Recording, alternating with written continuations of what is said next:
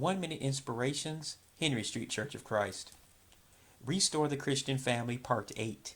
Husbands, love your wives as yourselves. So husbands ought to love their own wives as their own bodies. He who loves his wife loves himself. With great gifts come great responsibilities. As many women complain that a good man is hard to find, it is the same thing for young men seeking a bride. This is why the Bible calls her a gem. She is rare like fine jewelry. So when you find her, cherish her like no other. The Bible tells us to treat her like our own flesh. That is, how you would treat yourself is how you would treat her. God does not have to write a specific commandment for every detail of marriage because this principle satisfies all commands. So if you want to be loved, show love. If you want to be respected, show respect. If you want patience, you must show patience. This is what makes you a godly husband and brings peace into your home.